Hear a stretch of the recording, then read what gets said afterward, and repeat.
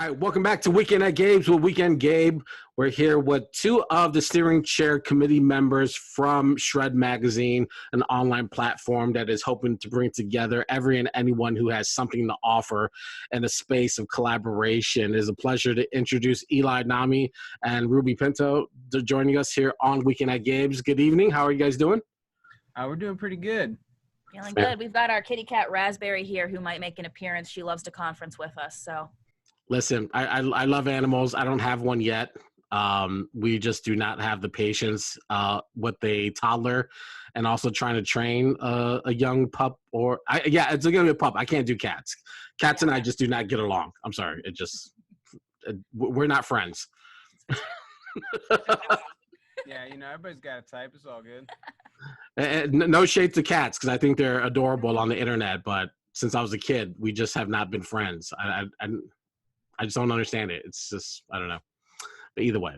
But it's a pleasure to have you guys join me. It's Shred Magazine sounds like a fantastic idea that's coming together. So what is where did the idea draw from? How did it come about? Like, where are we at as far as getting more people involved? Let's start from there. Like, where did the idea draw from? Well, I think all of us have a really mixed background. So, we have a bunch of folks who are cultural workers of various types, a bunch of folks who have been doing political organizing, and, folks who have a foot in the door in like the scientific world, or, like myself, do a lot of self-directed study in that zone and very relevant to the other two areas. So it's one of those things where everybody kind of had their foot in the door in all these different places. I myself am a cultural worker. You can see my upright bass in the background here. I play upright bass, play like jazz and improvised music. I'm a music educator, and I did a bunch of community organizing in Chicago. With the DSA, I worked with a group called Soul for a while. And so we had, a lot of us had these intersections, multiple backgrounds, and we were seeing, that there needed to be more conversation between the two, or not only that there needed to be more conversation between, all three areas, but we need to actually change our perspective to see these things as fundamentally interconnected, so to question these categories in the first place, and see, questions about science, how questions about life, who we are as human beings, who we are as organisms, relates to political questions. How should we organize ourselves? How can we build egalitarian societies, democratic societies? How can we struggle against, oppressive classes? And we see those questions as being tied together. And this cultural question, who are we? Why do we make the culture and the art that we do? Why do we feel driven to do the things that we do? To create even the religions and the spiritual rituals and everything that we do. And so, we just wanted to create a container to unpack these questions, right. Really big questions. So we wanted a lot of space to move around and just say, okay, we're creating this space for us to the kind of sandbox, so to speak, to really explore and build this kind of stuff and organize. That's the big thing, organize around this kind of stuff. And, Ruby has the same kind of mixed background. I'll let her talk about where, her background comes from.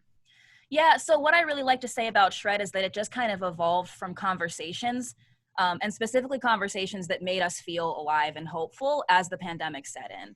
So we found ourselves, after spending 12 years in Chicago, where Gabe, you and I went to school together. I went there to go to Columbia College. I had a degree in radio, and then I worked in the service industry for a while, and I was just like, you know what? I don't really know how I'm going to navigate having a radio job or any job as I see the world kind of burning around me. And so I got really into organizing, I launched into basically prison and police abolitionist organizing about 8 years ago, specifically working very hard to end the use of money bond in Illinois. And I started doing that work from an insider perspective of trying to influence the government. And then I went totally outside and shut streets down and made art about it. And then I found myself working with Chicago Community Bond Fund, coordinating a coalition of faith groups, lawyers, community organizations, and basically saying we need this coalition and this complete view to build up this vision of pretrial safety, to change the narrative around what jails do and whether or not they keep us safe. And happy to say that campaign won. We passed our bill on the January 13th of this year. So really spending 8 years working on that one issue and seeing all the different ways that you could come at an issue and kind of tell the story about what you're really trying to do. And on top of that, I'm an artist. I teach glass blowing. I make jewelry. And so, and I have spent so much time, listening to Eli play music. And so, yeah, it just was kind of one of these things where when we found ourselves with the pandemic setting in and we were no longer in these spaces, venues, house shows, parties, potlucks, brunches, where we would have conversations with our friends from these various parts of our lives, maybe musicians coming together with organizers, coming together with people who were doing research and having conversations in that moment that felt really important, but that there wasn't a space for in these siloed places where we actually do our work. So we're hoping Shred almost feels kind of like that party, those kind of conversations that are emergent when you get together. Yeah.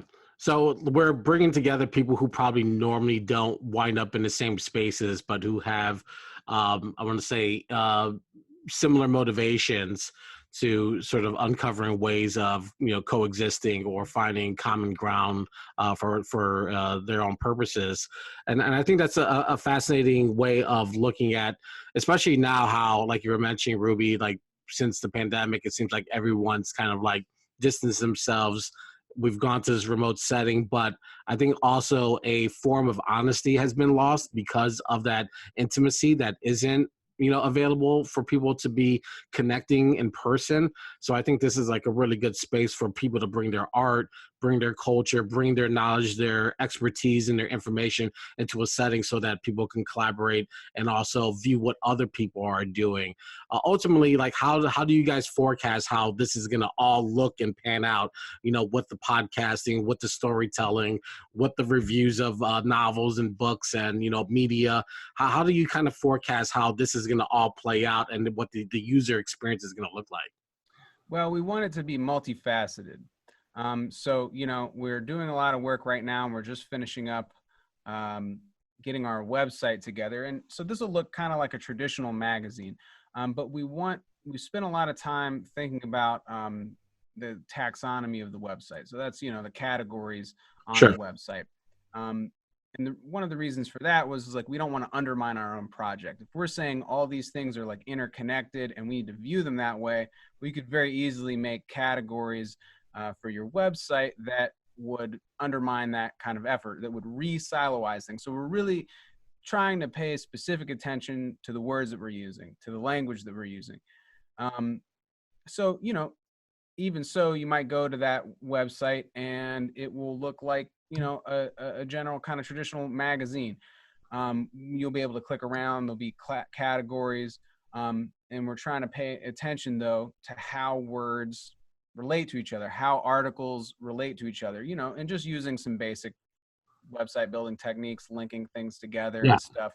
And just being really clear, like what you're getting in each area. And making sure folks, know where they're at and what they're getting into. The other thing is going to be events. We want to have a lot of political education events. So, again, being careful about how we're building the website, the words that we're using, how we're linking things together.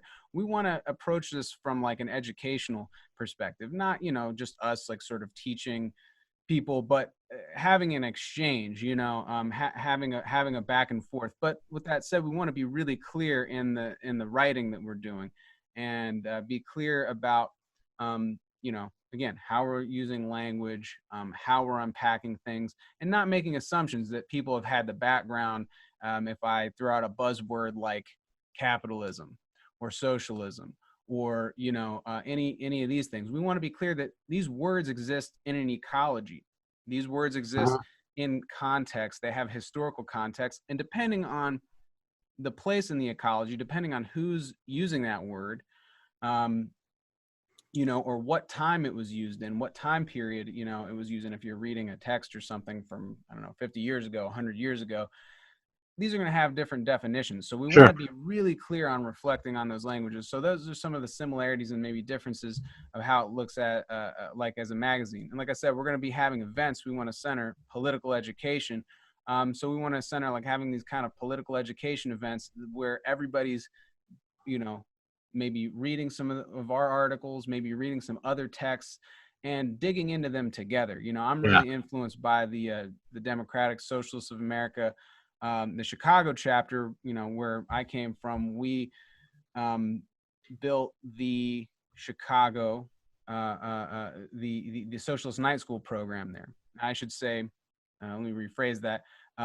The Socialist Night School program was really like kind of piloted in Chicago, and I was fortunate enough to be around during that time that happened, where that was just getting off the ground. So I saw a lot of different experiments going, like, how can we make these educational spaces that are inviting, that where people come and everybody's bringing a piece of the pie. You know, it's not any one individual has the answer, or you come and you just get lectured at for 45 minutes.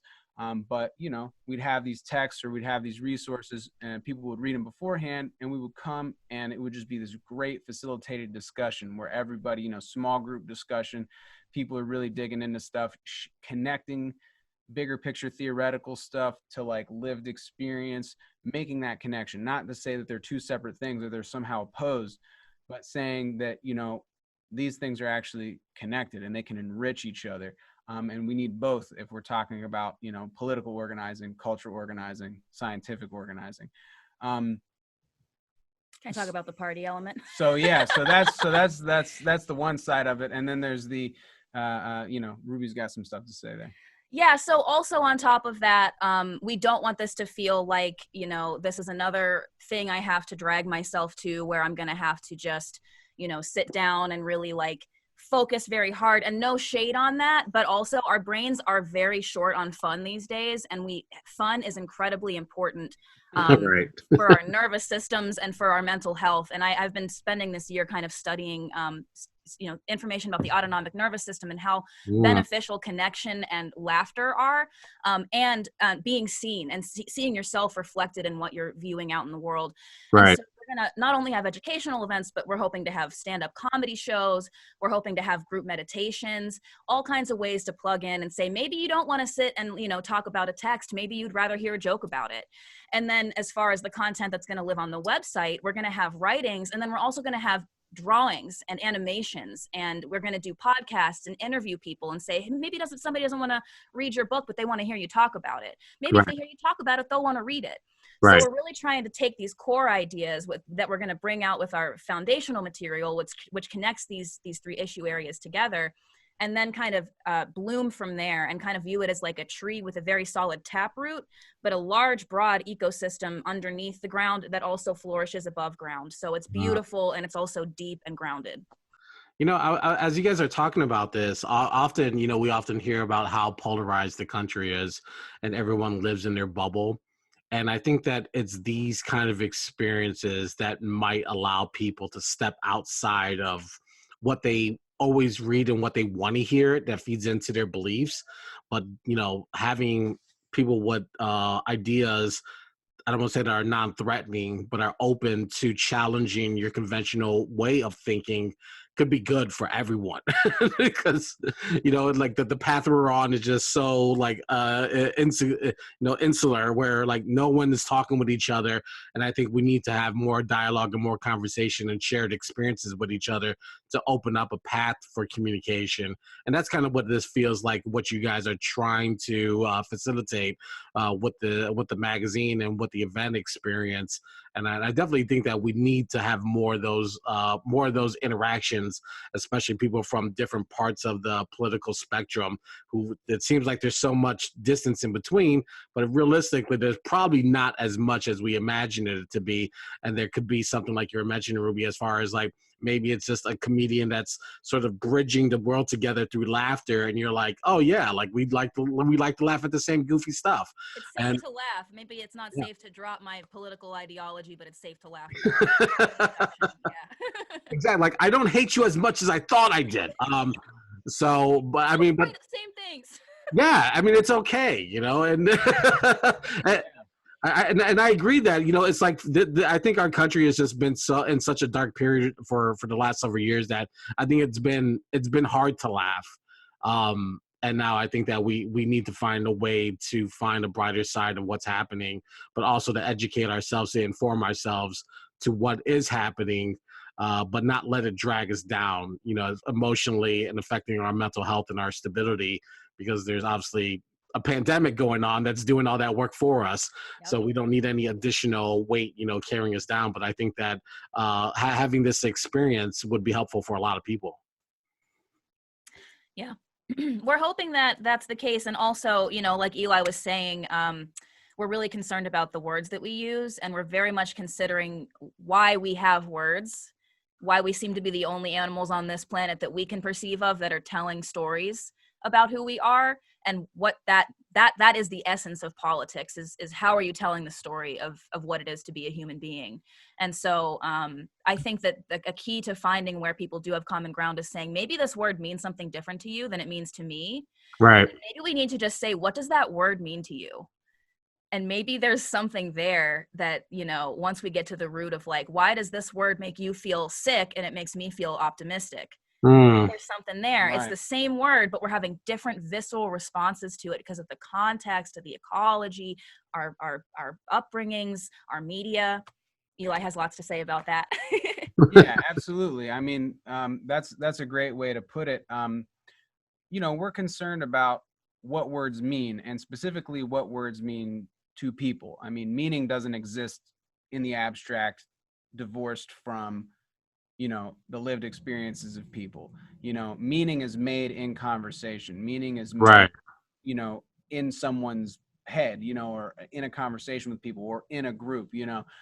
So trying to think about and unpack meaning in various different contexts. And like Ruby said, a big part of this is thinking about how meaning is made, how meaning exists between in this relationship between this kind of cognitive rational mind. You know, we're thinking about words, we're thinking about linear stories, things that, you know, make sense over time, that you can see, you know, step A, step B, step C. The relationship between that and the relationship between our emotions, you know, where a word like, you know, I'm going to drop the S-bomb again, socialism, you know, to me is a good word. I like using that word, and I think that it's a useful word to use, and it makes me feel good.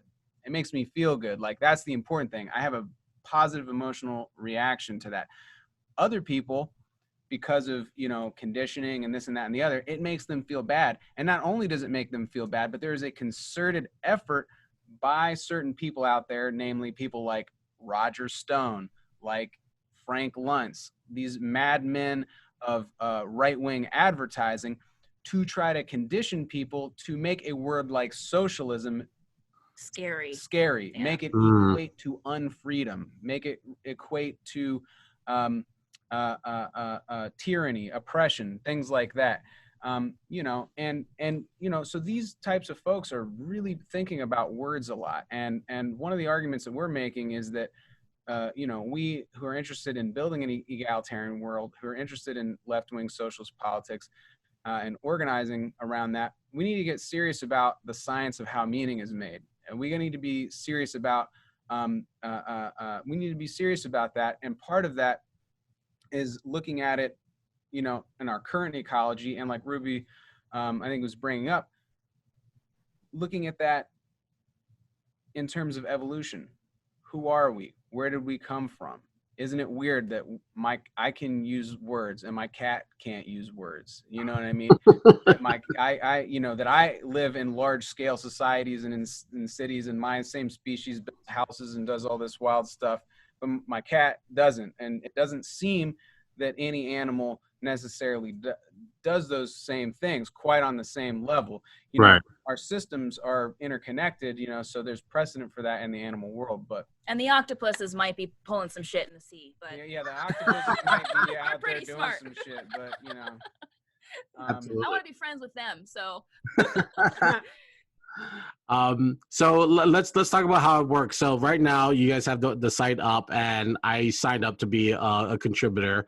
So right now, is it just like right now we're just looking to just get people to get on board, even if they don't know yet what they're going to contribute, but they know, like myself, like how does it, is it just like people who are just creating what's on their mind, and then we'll figure out like how it kind of like, how the wave of the information is flowing, so that that's a better way of connecting it? Or how do you guys plan to use all this content?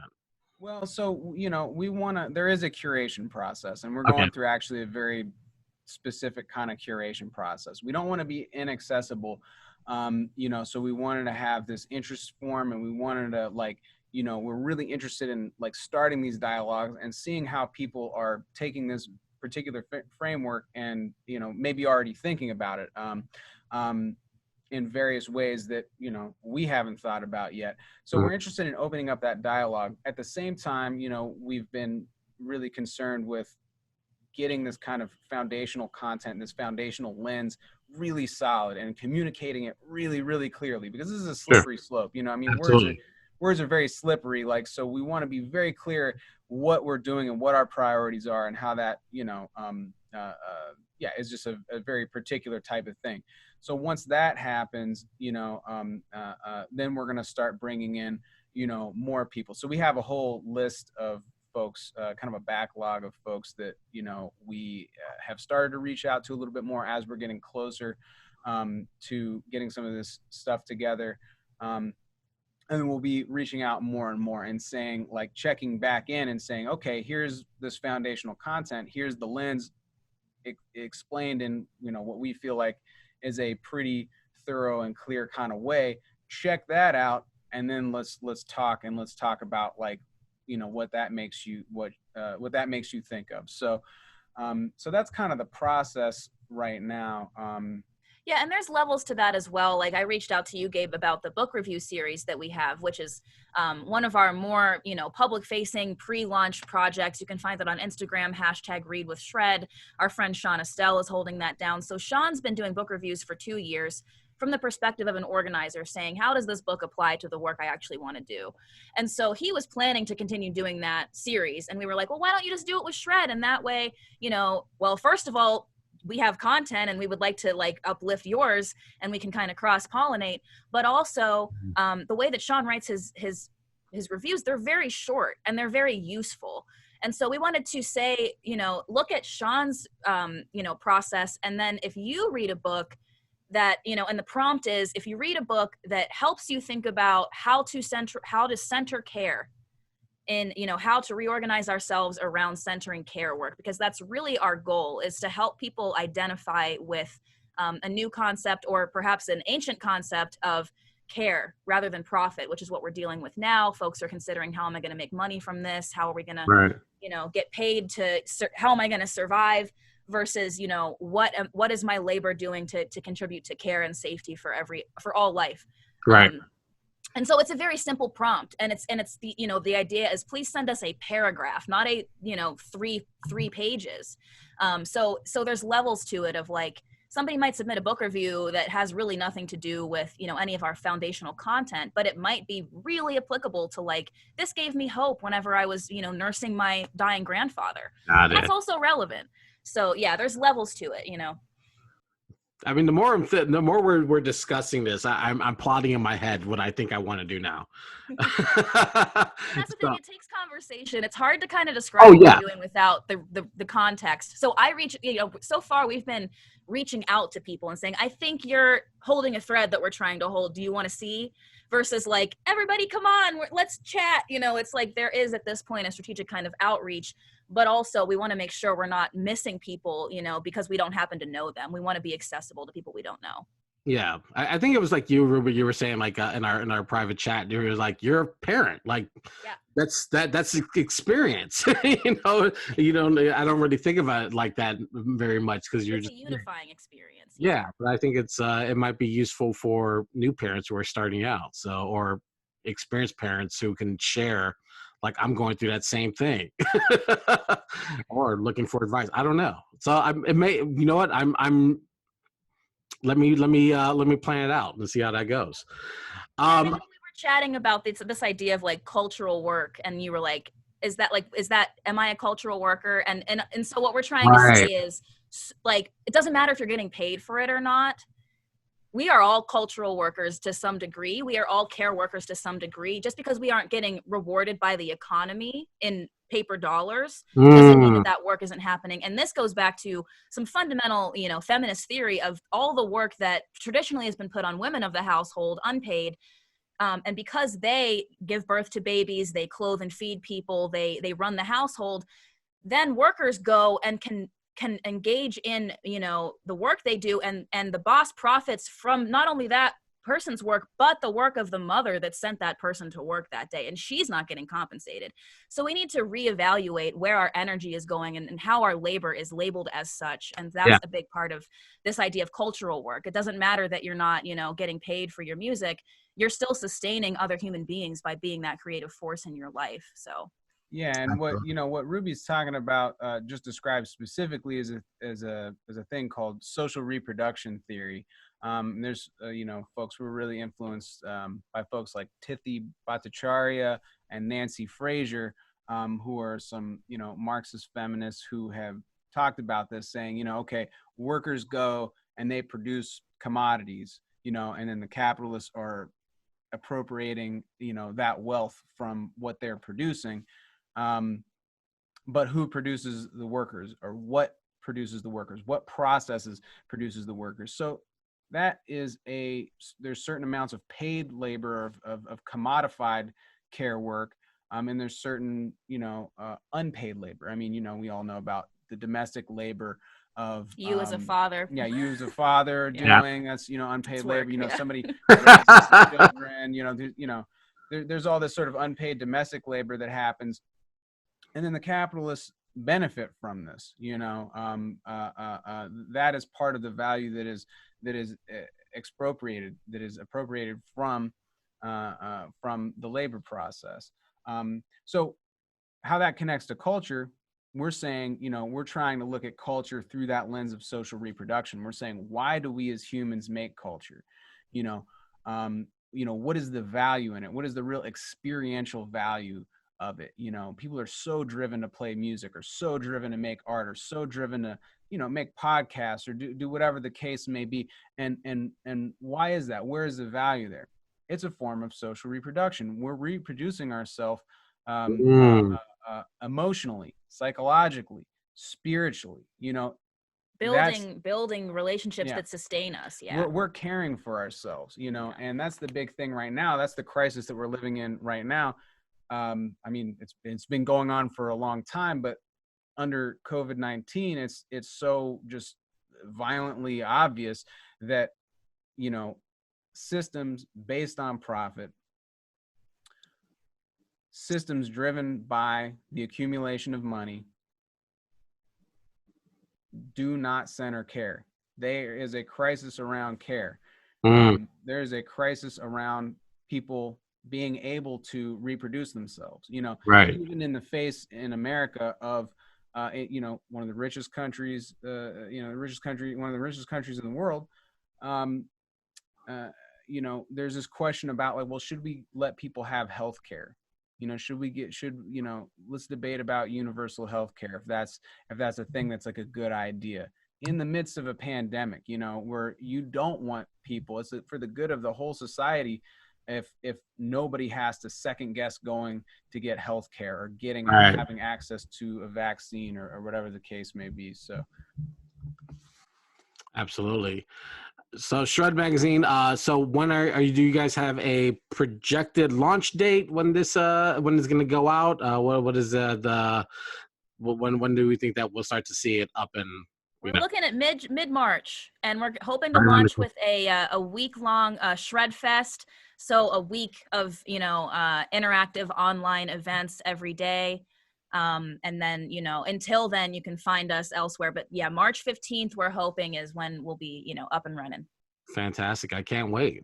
So definitely go check it out. Please go on support right now. Shred-mag.com is the website. You can go find out how you yourself can contribute or just learn more about what Eli and Ruby are up to, and the rest of the steering committee are brewing up, because it sounds really exciting.